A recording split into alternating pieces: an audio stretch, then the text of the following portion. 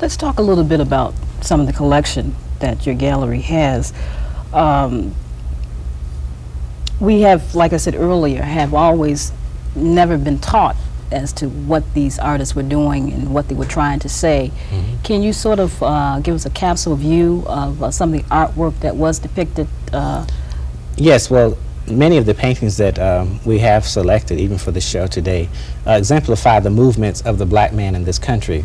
Early on in this century, blacks couldn't necessarily document their history themselves. There were not that many writers. They weren't published the way they should have been, and they weren't even allowed to interpret their history. But many artists were painting. These paintings we hold as a legacy of our past. They're not necessarily to be interpreted. The paint has dried there. So it's not about an artist or a writer saying this is what happened. If it didn't, the painting actually has it there. So I think it's a record of the movements of black people in this country. It's a statement on what really happened.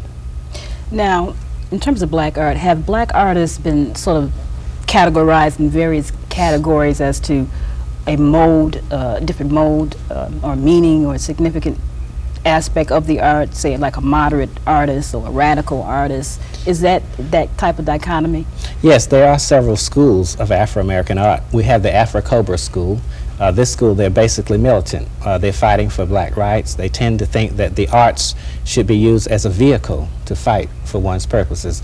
However, you find this in many societies.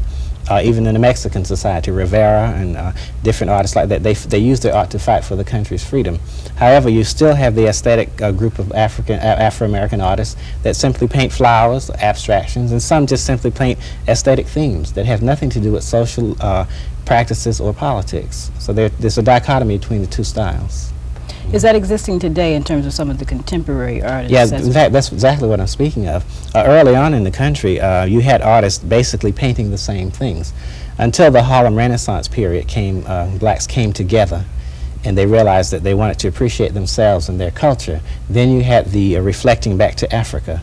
People like Aaron Douglas, you know, he painted a lot of the African styles and motifs. So many of the artists at that point decided that we wanted to see what our heritage was, and we didn't have to emulate white America and their styles.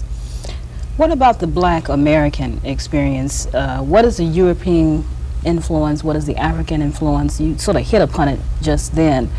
Is it sort of an amalgamated type of thing, or is it just painting or depicting the realities of the world? Well, I'll give you a good example. As I said earlier in the century, blacks were not permitted to go to many of the white schools here, especially art schools. Many of them went to Europe to go to school.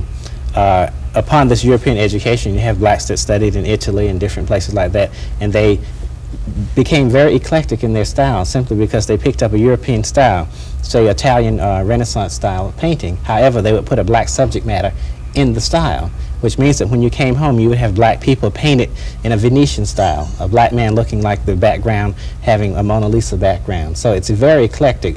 Black people got education wherever they could, and the education, of course, influenced the style. So black art, as you see, will be very eclectic. You can't classify it as one or two styles. It's universally styled.